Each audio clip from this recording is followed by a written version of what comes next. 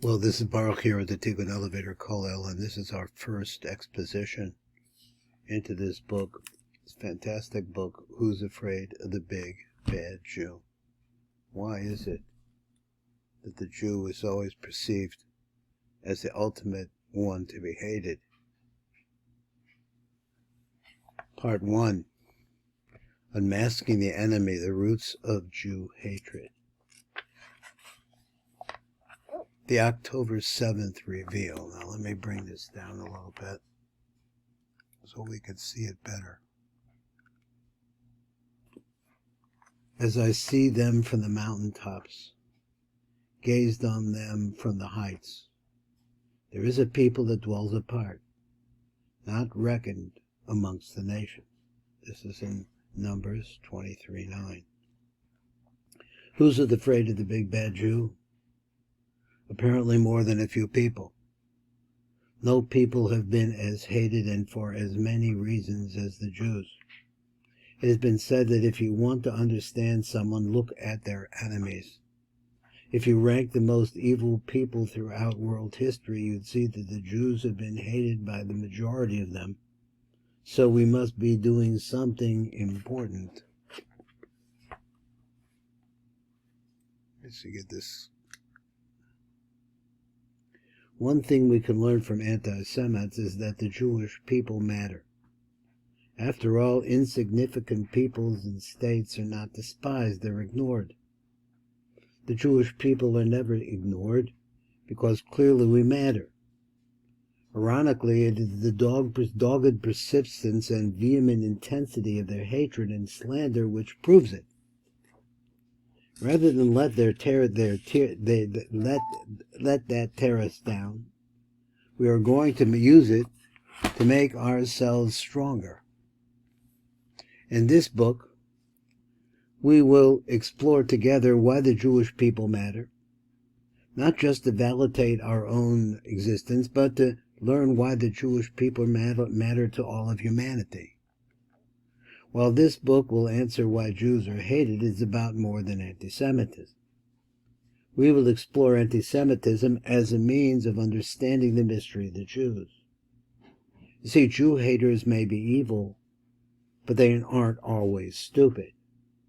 And we will carefully study some of them to see if we can gain insight from their thoughts. In explaining the root cause of anti-Semitism, this book will illuminate for you the essence of the Jewish people. So now we have a little sequence here. Let me see if we're still okay. So he said patterns of hate. What if I told you that what happened on October 7th, 2023 was not an aberration in Jewish history, it was a part of a pattern.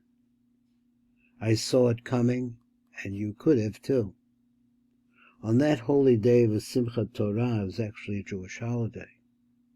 The radical Islamist Hamas terror organization carried out the largest and most violent pogrom since the Holocaust and reminded the world once again that Jew hatred is still alive.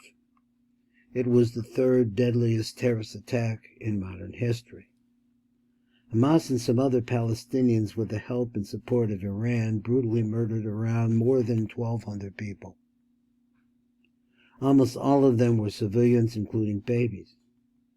They went about systematically raping, torturing, and dismembering many. They took more than 250, including women, elderly, and children, as hostages back to Gaza, where they paraded and cheered, and the majority of which at that time of this writing, more than 10 months later, have yet to be returned. In America, in American terms, if we proportion it, the population would be the equivalent of more than 30,000 Americans murdered. For comparison, the terror attack of 9/11 took a tenth of that, only 3,000 victims. The revelation that Jew hatred was still a powerful force in the human heart came as a shock to many, especially the people that were at the party, the people who were trying to make peace with the Arabs. But some people were less surprised by the latest explosion of anti-Semitism. I take no particular pride in saying that it was one of those who, although saddened and horrified by the brutality, was not bewildered. I knew the signs of what was happening from watching history play out over the last 2 decades. He writes, I have produced 6 feature-length documentary films on the threat of radical Islam. These have been seen by more than 100 million people over the past 15 years. And I've produced another 3 films about the new anti-Semitism on campuses under the title Crossing the Line, The Intifada Comes to Campus. Now, I'm thinking to myself that I want to see if this is available on YouTube. These films revealed that the double standards, demonization, and delegitimization strategies used against Israel on campuses are clear indicators, identified by human rights activist Natan Sharansky, that many anti-Israel advocates have crossed the line to straight-out anti-Semitism. They may sound obvious today, after all we've seen since October 7, but at the time this idea was a novel insight, and many mainstream Jews and organizations challenged me for overreacting and scaremongering. It was these films that I tried, in retrospect quite unsuccessfully, to alert the Jewish people not only that anti-Israel sentiment was widespread and growing, but that it had become the new form of Jew hatred. I also tried to warn about the corresponding intense pressure on the young Jews, leading to a dramatic deterioration in Jewish identity. Unfortunately, my impact was limited. Recently, a friend asked me how I have been so prescient in my career. After recovering from my surprise at the question, I responded that I'm a very regular person. All I did was listen and take seriously what the Islamists who hated us had been saying. I respected them enough to believe them at face value, to believe they meant what they said, and I did not choose to ignore them or protect my Western attitudes about them, project my Western attitudes. So, they'll come along. I did not say that what they mean, they just need to say that because, or they just want a better economic situation for their family, or they just want a little land of their own, and then they will welcome peace. But is that what that would? That's not what they were saying. Neither their leaders, nor their teachers, nor their imams, Muslim religious leaders, he says. When the Palestinian Authority, considered by many to be moderate, because they are less extreme than Hamas, legislates a pay-to-slay program and spent $300 million in 2023, 10% of their annual budget, to reward their people who kill Jews. I am honest enough to say that these folks are not moderate. Sadly, I was in the minority and part of only a small club of activists who took what those Jew haters were saying at face value. Major organizations that were supposed to be the Jewish world's bellwether chose for decades to minimize Islamic anti-Semitism and focused almost exclusively on hate from the far right, skinheads and the like. Still like that. Despite serious distribution efforts, my films about the growing problems on campus were not shown much at the main Jewish student organizations, which preferred to minimize matters and promote the idea that the Oslo peace process was a success. Meanwhile, Israeli leaders fawned over Arafat and worked hard to sell us that those 1,000 murdered in the second Intifada's terror attacks were sacrifices for peace. They tried to convince us that we had true peace partners, despite Arafat's consistent statements in Arabic and the bus bombs that first forcefully belied this. Remember the Pesach Seder that somebody came in and blew himself up in the middle of a Pesach Seder, mostly seniors? By doing so, our leaders helped lull the Jewish people and the rest of the world to sleep. After all, if our political organizations, our organizational and thought leaders were telling us not to worry about Islamic Jew hate,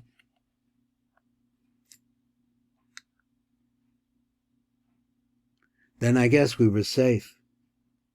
Then came October 7, and out of the carnage, everyone could see that their concept had been terribly mistaken. This is not the first time Jews have chosen denial in the face of an unpleasant reality.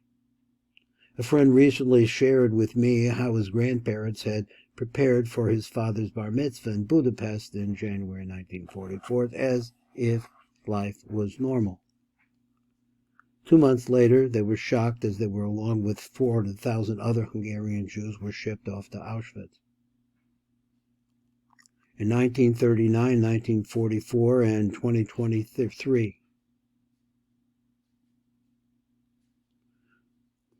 there were those who were not surprised by the horrors that followed, but they were the minority. We consistently want to be convinced, understandably, that we live in a new tolerant world, or perhaps that we have succeeded in becoming invincible. But these false hopes indicate that we Jews have a propensity for denial.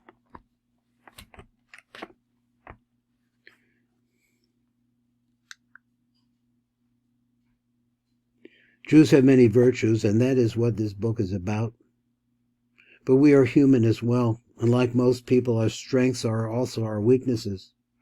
We are kind-hearted and compassionate, we love life, and we want to believe all people are like us, merciful and peaceful. But sometimes others have radically different values, and listening to them is not easy. Believing them is even harder. It's as though people tell themselves they couldn't really mean that. They want us dead, they want us dead, or our country wiped out. Clearly we are misunderstanding. Let's give them the benefit of the doubt. This may be just its rhetoric. It is certainly hard to face hatred head-on. Not just because it reveals that dark side of humanity, but because it means that Jews still cannot rest. We must live with the reality that we will continue to be chased and persecuted. It is hard to accept that.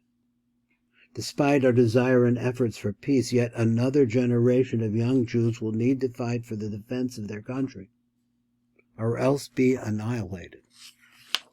And that peace will remain elusive, because the other side's Jew hatred is so strong that it has not yet come to terms with living side by side with Jews.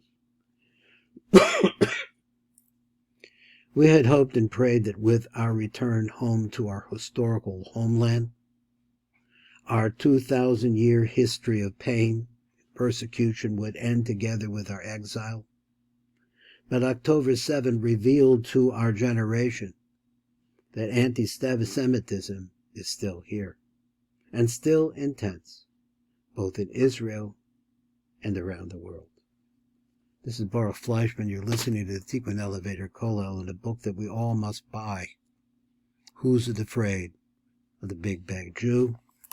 The author is Rabbi, let me find him down here, Raphael. Sure. So I'm going to be looking, God willing, for the videos. This is Baruch Fleischman.